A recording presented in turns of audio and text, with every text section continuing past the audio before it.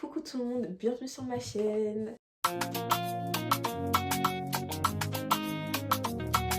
Alors aujourd'hui, je vais te donner 7 clés pour réussir dans tes études. Première clé, être organisé, c'est très important. Que ce soit dans tes devoirs, dans tes cahiers, mais même dans ta préparation le matin. Si tu peux te faire gagner un maximum de temps le matin en faisant tout ce que tu peux faire la veille, tu le fais. Ne retarde pas ce que tu peux faire aujourd'hui à demain. Quand je parle d'organisation, premièrement, chaque matière, avoir un support de cours, que ce soit ordinateur, si tu es à la fac, à l'université, en post-bac, cahier. En fait, il faut absolument que tu saches dans quelle matière est-ce que tu vas étudier. C'est pas, tu as ton cahier de français aussi, qui est ton cahier d'histoire, qui est ton cahier de maths. Non, non, non, non, non. On veut de l'ordre. De l'ordre. Il faut que tu sois ordonné, d'accord? Il faut que tu aies un cahier de maths pour tes maths, un cahier d'histoire pour tes histoires. On ne veut pas de feuilles volantes. On ne veut pas de feuilles volantes. Surtout si vous utilisez le trieur. Surtout si vous utilisez le trieur. Accrochez les trombones avec des trombones. Vous accrochez sur votre trieur. D'accord? On ne veut pas de feuilles volantes. T'as oublié ton cahier de maths aujourd'hui. Tu as noté sur une feuille volante. Tu ranges ta feuille volante. Tu écris mathématiques. Et tu la ranges dans la pochette où tu réécriras le soir. On ne veut pas de stylo volant aussi. Des stylos volants dans le sac. Il y en a qui venaient à la fac, je me rappelle, quand j'étais à l'UT et tout, il y en a, ils venaient avec un stylo dans les poches. Genre, ouais, sont tes affaires dans mes poches, s'il vous plaît. S'il vous plaît. Non mais. Donc, absolument que tu te fasses une routine aussi. En fait, c'est important. On emploie le mot routine direct. Ah. Or que c'est important en fait. Tu sais déjà que quand tu vas rentrer, tu sais déjà que tu vas te mettre sur ça, ça, ça. N'hésitez pas aussi à faire des to-do list. Ayez une méthode de révision. Moi, ma méthode de révision, c'était que les cours que j'avais dans la journée, le soir, je passais minimum 25 minutes sur chaque cours, sur chaque matière. En fait, vous allez vous rendre compte que, en fait, quand vous avez un timing de 25 minutes, et même pour apprendre une leçon, quand vous avez un timing de 25 minutes, franchement, vous ne vous rendez pas compte de tout ce qu'on peut acquérir en 25 minutes. Au bout d'un moment, tu sais en combien de temps tu peux apprendre telle ou telle chose. 25 minutes de leçon, 5 minutes de pause, 25 minutes de leçon, 5 minutes de pause. Et après, quand tu as fait ça pendant 4 fois, tu t'accordes par exemple une pause de 30 minutes. Et ensuite, tu reprends. Quand tu fais ça, tu connais en fait la capacité, tu sais qu'en 25 minutes, tu apprends ça.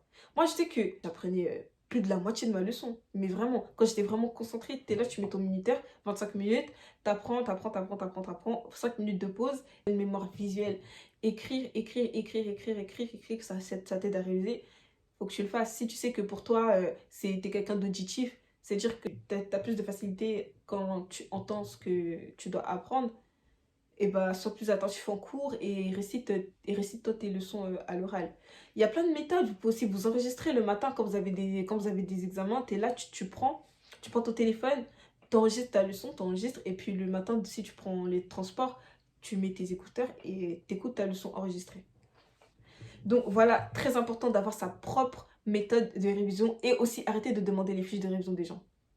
Parce que, en fait, sur la fiche de révision que la personne a mis, c'est ses capacités à elle qu'elle a mis sur la fiche. Ça se trouve, vous n'avez même pas les mêmes capacités. Enfin, ok, c'est la même leçon, mais par exemple, moi, je sais que quand je fais des fiches de révision, il y a des mots il y a des définitions, par exemple, que je ne vais pas mettre parce que je les connais, c'est dans ma tête. Pour moi, c'est logique. Donc, je ne vais pas forcément les mettre. Et aussi n'hésitez pas aussi à vous poser des questions. Genre, pendant la leçon, quand vous avez une leçon, je sais pas, par exemple, vous avez une leçon sur la guerre mondiale, vous écrivez sur votre fiche à quelle date s'est passée la première guerre mondiale, quel a été l'élément déclencheur de la première guerre mondiale. En fait, vous répondez aux questions qu'il y a sur la leçon et je vous assure que ça, pépite. Mais vraiment, ça, c'est vraiment l'une des meilleures méthodes pour réussir à l'école. Vraiment, faut pas négliger. Aussi, l'écoute active en cours. Faut pas négliger aussi. Ensuite,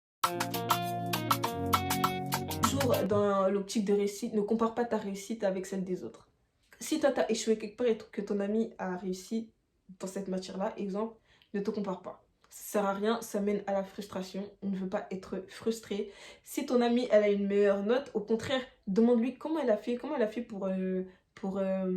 avoir cette note-là. Qu'est-ce que toi, tu as compris que moi, je n'ai pas compris? il n'y a pas de rivalité. Il n'y a pas de rivalité. Si ton ami, elle peut t'aider, vas-y, va lui demander de l'aide. 5e point, ne pas avoir peur de poser des questions en cours. Même si les autres ils râlent, oh mais lui il pose pas de questions, mais au final c'est ta réussite ou c'est sa réussite en fait. Mieux tu vas poser de questions, plus plus c'est logique en fait, plus tu seras plus éclairé en fait. Et plus tu vas commencer à participer au cours, plus ça va rentrer dans ta tête. Logiquement, c'est même toi qui vas commencer à expliquer aux autres. Parce qu'après, les autres, ils vont venir vers toi. Oh, mais c'était quoi, en fait, c'était quoi la réponse que le prof il t'avait donnée quand tu avais posé telle ou telle question? Mais c'est pas toi qui soufflais là-bas quand je posais la question, en fait. Donc, vraiment, et la réussite, elle est individuelle, les gars. Si vous devez poser 10 000 questions au professeur pour que vous puissiez comprendre, vous posez 10 000 questions au professeur pour que vous puissiez comprendre. Ne soyez pas timide. La timidité fait partie des blocages de réussite, des obstacles de réussite de certaines personnes. Et ça, on refuse. Il faut aussi apprendre à dire non. Oui, je m'explique. Ça, c'est beaucoup plus dans les relations. Quand, par exemple, tu as prévu de réviser directement après les cours et que, par exemple, tes amis te disent oui, viens, on va manger ou tel endroit, tu dis non. Si tu as prévu déjà quelque chose, tu dis non. Ça s'appelle la discipline. Même si tu as envie, même si tu as vraiment envie, tu dis non parce que chose à réviser. Si tu as prévu 2 heures pour réviser, pour avoir ce temps de révision, c'est pas pour rien, d'accord? Parce que peut-être qu'ils ont déjà révisé, mais ils t'ont pas dit. Peut-être tu n'es pas au courant qu'ils ont déjà révisé. Maintenant, toi, tu vas encore aller manger avec eux. Mais en fait, au final, c'est toi qui vas prendre du retard. Et après, on va arriver à l'examen le lendemain. Tu vas voir que eux, ils ont réussi, mais pas toi. Ah, tu vois? Les contre-succès de ta propre vie, tu vois? Les fréquentations, il faut faire très attention. Mais bon, après, tu peux faire certaines concessions quand c'est des trucs vite fait. Parfois, moi, je dis oui. Quand je sais que, par exemple, c'est juste vite fait. Ou genre, je leur dis, ouais, par contre, à telle heure, je pars. Il faut avoir des priorités dans la vie, d'accord? Des priorités. Tes études en sont une. Dernier point, arrête de mettre la faute sur les autres. Quand tu échoues quelque part, en fait, on a passé l'âge de dire oui, mais le prof, il a mal expliqué. Non, t'as juste pas suivi en fait. C'est tout.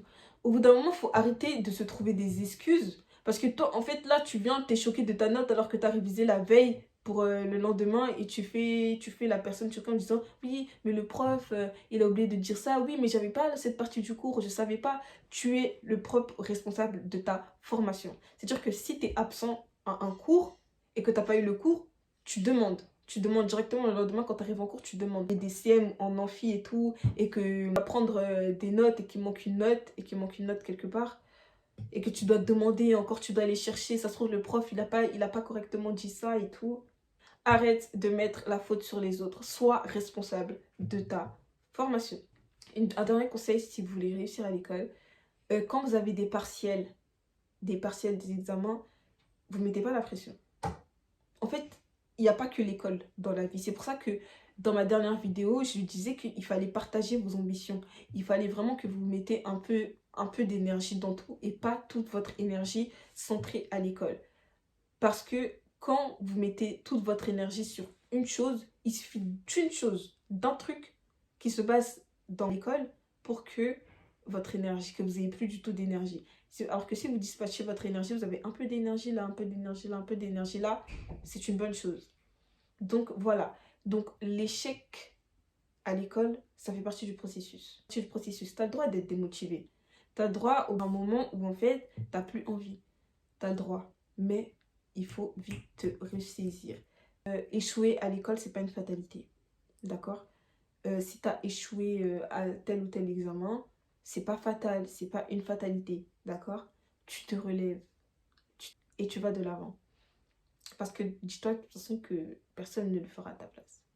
Donc voilà, c'était tout pour moi.